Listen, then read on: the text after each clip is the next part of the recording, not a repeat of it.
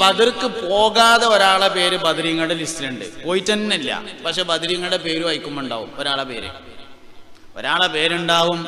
ഇസ്ലാമിന്റെ 3-ാം ഖലീഫയായ സയ്യിദുനാ ഉസ്മാൻ ഇബ്നു അഫ്ഫാൻ. ബദറിന്റെ അടുത്ത് കൂടെ പോയാലും മതി എന്നാ മനസ്സിലാകുന്നത്. ഉസ്മാൻ റളിയല്ലാഹു അൻഹു പോയിട്ടില്ലേ?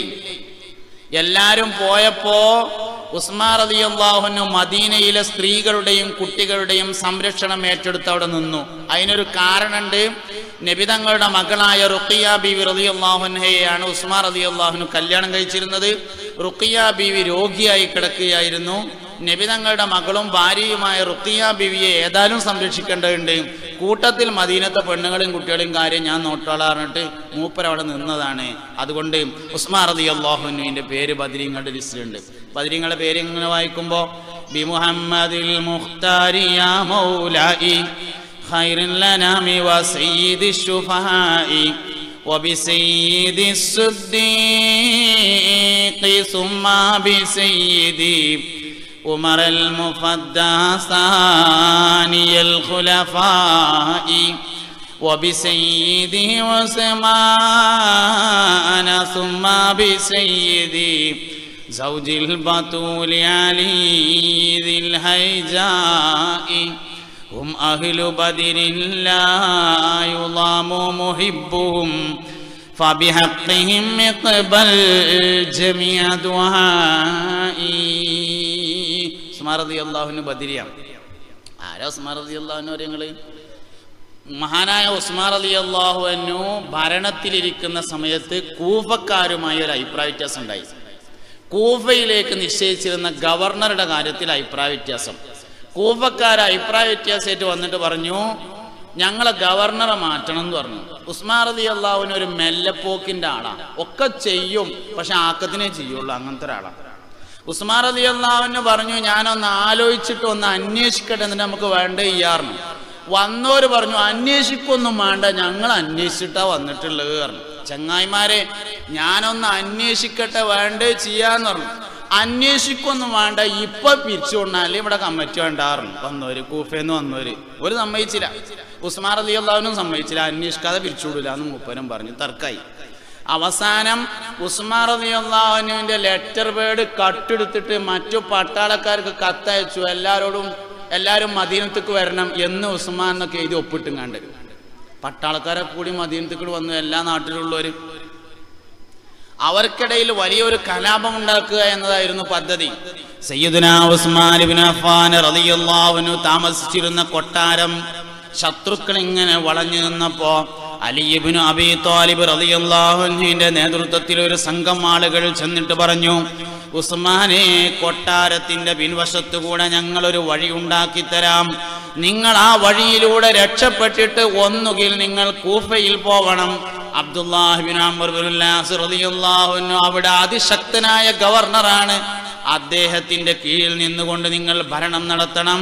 അല്ലെങ്കിൽ നിങ്ങൾ മക്കയിലേക്ക് പോവണം. അവിടെ നിങ്ങളുടെ കുടുംബക്കാരുണ്ട്, അവരോടൊപ്പം ചേർന്നുകൊണ്ട് നിങ്ങൾ നല്ല നിലയിൽ ജീവിക്കണം. വീടിന്റെ പിൻവശത്തുകൂടെ ഞങ്ങൾ ഒരു വഴി ഒരുക്കി തരാമെന്ന് അലി ഇബ്നു അബീ ത്വാലിബ് റളിയല്ലാഹു അൻഹുവിന്റെ നേതൃത്വത്തിലുള്ള സംഘം ചെന്നുകൊണ്ട് പറഞ്ഞപ്പോ സയ്യിദുനാ ഉസ്മാൻ ഇബ്നു അഫ്ഫാൻ റളിയല്ലാഹു അൻഹു പറഞ്ഞ ഒരു വർത്താനുണ്ട്. രണ്ട് കാര്യം പറഞ്ഞു. അതിൽ ഒന്ന് ഏറ്റവും പ്രധാനപ്പെട്ട കാര്യമാണ്, അള്ളാന്റെ റസൂല് കടന്നുറങ്ങുന്ന മദീന വിട്ടിട്ട് ഞാൻ എവിടേക്കും പോകൂല എന്ന് പറഞ്ഞു സയ്യിദുനാ ഉസ്മാൻ ഇബ്നു അഫ്ഫാൻ. അതിന്റെ ഫലം കണ്ടു. ശത്രുക്കൾ മതിൽ എടുത്തു ചാടി ഖുർആൻ ഓതിക്കൊണ്ടിരിക്കുന്ന ഉസ്മാൻ റളിയല്ലാഹു അൻഹുവിനെ വെട്ടി. മഹാനായ ഉസ്മാൻ റളിയല്ലാഹു അൻഹു ഖുർആൻ ഓതിക്കൊണ്ടിരിക്കെ വെട്ടുകൊണ്ട് വീണു. രക്തം ധാരധാരയായി ഒഴുകി. ആരും കണ്ടിരുന്നില്ല, ആരും അറിഞ്ഞില്ല ഉസ്മാൻ റളിയല്ലാഹു അൻഹുവിന് വെട്ടുകിട്ടിയത്. മഗ്രിബ് ബാങ്കിന്റെ സമയമായപ്പോ മദീന പള്ളിയുടെ മിനാരത്തിന്റെ ഭാഗത്ത് നിന്നൊരു ശബ്ദം കേൾക്കുകയാണ്, ഉസ്മാനെ, വെള്ളം വേണോ? മദീന പള്ളിയുടെ മിനാരത്തിന്റെ ഭാഗത്തു നിന്നൊരു ശബ്ദം. നോക്കുമ്പോ അഷ്റഫുൽ ഖൽഖ് ത്വാഹ നബി അല്ലാഹുവിന്റെ റസൂലിന്റെ കയ്യിൽ നിന്ന് വെള്ളം വാങ്ങി കുടിച്ച് നോമ്പ് തുറന്ന് വഫാത്തായി സയ്യിദുനാ ഉസ്മാൻ ഇബ്നു അഫ്ഫാൻ. ബദ്രിയത്തുൽ മങ്കൂസിയുടെ മജ്ലിസുൽ നൂറിലെ ഏറ്റവും പ്രധാനപ്പെട്ട വരി അവസാനത്തെ ജവാബാ. അവസാനത്തെ ജവാബാ, ദാഹം മൗത്തത് കൂട്ടിടും ഇബ്ലീസ് കൂസിനെ കാട്ടിടും, നേരം ലഈനവനാട്ടുവാൻ ബദരിങ്ങളാൽ തുണ റബ്ബന ലാ ഇലാഹ ഇല്ലല്ലാഹു ലാ ഇലാഹ ഇല്ലല്ലാഹ് ലാ ഇലാഹ ഇല്ലല്ലാഹു മുഹമ്മദുർ റസൂലുള്ളാഹ്. എന്താപ്പാ പറഞ്ഞത്? നമ്മുടെ ജീവിതകാലത്തിൽ ഏറ്റവും ഇഷ്ടപ്പെട്ട ആളാരാണോ അയാളെ മരിക്കുമ്പോൾ കാണും. ഈ ഹബീബിങ്ങളെ, പെണ്ണുങ്ങളെ, ആണുങ്ങളെ, ഇപ്പോൾ നമുക്കുള്ള ഈ ബുദ്ധിയിൽ നമ്മളാരും മരിക്കൂല. ഞാൻ ഈ പറഞ്ഞങ്ങൾ നല്ലോണം മനസ്സിലാക്കണേ. ഇപ്പൊ ഞമ്മക്കുള്ള ഈ ബുദ്ധിയിൽ നമ്മൾ ആരും മരിക്കുന്നില്ല. മരിക്കണ സമയത്ത് നമുക്ക് വേറൊരു ബുദ്ധി വരാണ്ട് ഇപ്പൊ നിങ്ങൾ ഇന്നെങ്ങനെ നോക്കുകയാണ്. നിങ്ങൾ ഇന്നെങ്ങനെ നോക്കുമ്പോ ഇന്നെ കാണാണ്ട്, എല്ലാവർക്കും ഇന്നെ കാണാണ്ട്. പക്ഷെ നിങ്ങൾ ഇന്നെ മാത്രമല്ല കണ്ടിട്ടുള്ളത്. ഈ മൈക്കിങ് കണ്ടിട്ടുണ്ട്, എൻ്റെ തലകെട്ട് കണ്ട്, എൻ്റെ പിന്നിൽ പന്തലുണ്ട് കണ്ടിട്ടുണ്ട്, എൻ്റെ താടിയത്തെ ഓരോ രോമവും കണ്ടിട്ടുണ്ട്, എൻ്റെ മീശൻ്റെ ഓരോ രോമം അതൊക്കെ കണ്ടിട്ടുണ്ട്. പക്ഷെ അതൊന്നും മനസ്സിലില്ല. നിലവിലുള്ള മനസ്സിലതില്ല. ഇതുള്ള ഒരു മനസ്സുണ്ട്. അതിനെ അൺകോൺഷ്യസ് മൈൻഡ് എന്നാണ് പറയാ. ഇപ്പോൾ ഉള്ളത് കോൺഷ്യസ് മൈൻഡാണ്. നമുക്കിതിനപ്പുറത്തൊരു ബുദ്ധിയുണ്ട്. നമ്മൾ ആദ്യമായി കണ്ണു തുറന്നിട്ടുള്ളത് ഉമ്മാന്റെ ഗർഭപാത്രത്തിൽ വെച്ചാണ്. ഭൂമിയിൽ വന്നിട്ടൊന്നല്ല നമ്മൾ ആദ്യം കണ്ണു വീഴ്ച. നമ്മൾ ആദ്യമായി കണ്ണു തുറന്നിട്ടുള്ളത് ഉമ്മാന്റെ ഗർഭപാത്രത്തിൽ വെച്ചാണ്. ഉമ്മാന്റെ ഗർഭപാത്രത്തിന്റെ എല്ലാ അവസ്ഥകളും ഈ കണ്ണുകൊണ്ട് നമ്മൾ കണ്ടിട്ടുണ്ട്, ഓർമ്മയില്ല. ദുനിയാവിലേക്ക് നമ്മൾ ആദ്യമായി വന്ന സന്ദർഭം നമുക്ക് ഓർമ്മയില്ല. രാത്രി മുഴുവനും നമ്മളെ ഉമ്മ ഉറക്കമൊഴിച്ചത് നമുക്ക് ഓർമ്മയില്ല. ലേബർ റൂമിന്റെ പുറത്ത് നമ്മുടെ വാപ്പ ഉറക്കം വരാതെ കാത്തു നിന്നത് നമുക്ക് ഓർമ്മയില്ല. അതൊക്കെ ഓർമ്മയുള്ള ഒരു മനസ്സ് നമുക്കുണ്ട്. ആ മനസ്സിന്റെ പേര് അൺകോൺഷ്യസ് മൈൻഡ് എന്നാണ്. ഈ കണ്ണങ്ങട്ട് യാത്ര പറഞ്ഞാൽ ആ മനസ്സ് തുറക്കും. ഈ കണ്ണണ്ട് യാത്ര പറയും. ദുനിയാവിലേക്ക് ആദ്യമായി അവസാനമായി തുറക്കുന്നത് കണ്ണാണ്. ദുനിയാവുക്ക് അവസാനം തുറക്കുക കണ്ണാണ്. ദുനിയാവിൽ നിന്ന് ആദ്യമായി അടക്കുന്നതും കണ്ണാകുന്നു. ഒരു മനുഷ്യന്റെ ശരീരത്തിൽ നിന്ന് ആദ്യം യാത്ര പറയുന്നത് കണ്ണാണ്. ഈ കണ്ണങ്ങട്ട് യാത്ര പറഞ്ഞാല് ഞമ്മക്ക് തോന്നും വാപ്പ നമ്മൾ തന്നെ നോക്കണത് എന്ന്. അല്ല, വാപ്പാന്റെ കണ്ണാണ് ആദ്യം യാത്ര പറയുന്നത്. ഇതങ്ങോട്ട് യാത്ര പറഞ്ഞാൽ പിന്നെ തുറക്കുന്ന ഒരു മനസ്സുണ്ട്. ആ മനസ്സിൽ നമ്മുടെ ഉമ്മാന്റെ ഗർഭപാത്രത്തിൽ കിടന്നത് നമുക്ക് ഓർമ്മയുണ്ടാകും. ഭൂമിയിലേക്ക് നമ്മൾ ജനിച്ചു വന്ന രംഗം നമുക്ക് ഓർമ്മയുണ്ടാകും. ഉമ്മാന്റെ വയറിന്റെ ഭിത്തിയിൽ ചവിട്ടിയത് നമുക്ക് ഓർമ്മ വരും. വാപ്പാന്റെ കയ്യും പിടിച്ച് ആദ്യമായി മദ്രസയിലേക്ക് പോയത് ഓർമ്മയുണ്ടാകും. ജീവിതത്തിൽ കഴിഞ്ഞുപോയ എല്ലാ സംഭവങ്ങളും ഒരിക്കൽ കൂടി മനസ്സിൽ വരുന്ന രംഗമാണ് സക്കറാത്തിന്റെ ഹാലെന്ന് പറയുന്നത്. ജീവിതത്തിൽ കഴിഞ്ഞുപോയ എല്ലാ കാര്യങ്ങളും ഒരിക്കൽ കൂടി കാണുന്നതിന് മുമ്പ് ആരും മൗത്താവൂല. എല്ലാവരും കാണും. ജീവിതത്തിൽ ഏറ്റവും കൂടുതൽ പറഞ്ഞത് എന്താണോ അത് മരിക്കുമ്പോ പറയും. ജീവിതത്തിൽ ഏറ്റവും കൂടുതൽ ചിന്തിച്ചത് എന്താണോ അത് മരിക്കുമ്പോ ചിന്തിക്കും. ജീവിതത്തിൽ ഏറ്റവും കൂടുതൽ ഇഷ്ടപ്പെട്ടത് ആരെയാണോ അവരെ മരിക്കുമ്പോൾ കാണും.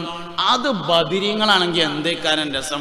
313 ആൾക്കാർ വട്ടളിഞ്ഞിങ്ങനെ നിൽക്കണതിൻ്റെ ഇടയിൽ കട്ടിൽമ കടന്നിട്ടാണ് മരിക്കുകയാണെങ്കിൽ അള്ളാഹു തൗഫീഖ് ചെയ്യട്ടെ. ഒന്ന് പാടിക്കോളി. ദാഹമൗതത് കൂട്ടിടും ഇബ്ലീസ് കൂസിനെ കാട്ടിടും, നേരം ലഈനവനാട്ടുവാൻ ബദരിങ്ങളാൽ തുണ റബ്ബന ലാ ഇലാഹ ലാ ഇലാഹ ഇല്ലല്ലാഹ് ലാ ഇലാഹ ഇല്ലല്ലാഹു മുഹമ്മദുർ റസൂലുള്ളാഹ്. ദാഹം മൗത്ത് കൂട്ടിടുമ്പോൾ ഇബ്ലീസ് കൂസിനെ കാട്ടിടും. കൂസ് എന്ന് പറഞ്ഞാൽ കോപ്പ. കൂസ് പറഞ്ഞാൽ കോപ്പ. നൈൽ നദിന്ന് ഒരു തോടിങ്ങനെ വായക്ക് കീറി തന്നിട്ട് നൈൽ നദിയിലെ വെള്ളം മുഴുവൻ കുടിച്ചു തീർത്താലും ദാഹം മാറാത്ത സമയത്ത് തൊട്ടടുത്ത് നിൽക്കുന്ന ബന്ധുക്കൾ കോട്ടം പഞ്ഞി തുണിയിൽ മുക്കിയിട്ട് ചുണ്ടിങ്ങനെ നനച്ചു തരും. ആ സമയത്ത് ഇബ്ലീസ് ലഅനത്തുല്ലാഹി അലൈഹി ജീവിതകാലത്ത് ഒരു മനുഷ്യന് ഏറ്റവും ഇഷ്ടം തോന്നിയ പാനീയം ഏതാണോ അത് ഏറ്റുവരും. ജീവിതകാലത്ത് ഏറ്റവും ഇഷ്ടമുള്ള വെള്ളം ഏതാണോ ആ വെള്ളേറ്റ് ഇങ്ങനെ വരും. എന്നിട്ട് ഇങ്ങനെ കാണിച്ചു തന്നിട്ട് പറയും, ഞാനാണ് അള്ളാഹ് സമ്മതിക്കുകയാണെങ്കിൽ ഇപ്പൊ തന്നെ തരാം. നൈൽ നദിയിലെ വെള്ളം മുഴുവൻ കുടിച്ചാലും ദാഹം തീരാത്ത സക്കറാത്തിന്റെ ഹാലത്തിൽ ഒരു മനുഷ്യൻ നീയാണ് റബ്ബെന്ന് പിശാചിനോട് പറയാൻ ശ്രമിക്കുമ്പോഴേക്ക് മൗത്ത് നടക്കും. ആ വെള്ളം കിട്ടൂല, കുടിക്കൂല. കാണിച്ചു തരാൻ മാത്രമേ ഉള്ളൂ, തരാൻ വേണ്ടി വന്നതൊന്നല്ല. ഈമാൻ തെറ്റിക്കാൻ വരുന്ന പിശാച് അള്ളാഹു കാത്തുരക്ഷിക്കട്ടെ. ആ സമയത്ത് ബദരീങ്ങളുടെ തുണ കിട്ടണം. അതിനു വേണ്ടി മാത്രമാണ് ബദരിയത്തുൽ മങ്കൂസിയ എന്ന് പറയുന്ന മജ്ലിസ് നൂർ ചെല്ലണത്. സ്വാഭാവികമായിട്ടും മൗത്തിന്റെ ഹാല് നേരാവുമ്പോൾ കടം വീടും, അതിൻ്റെ ഓട്ടോമാറ്റിക്കാണ്.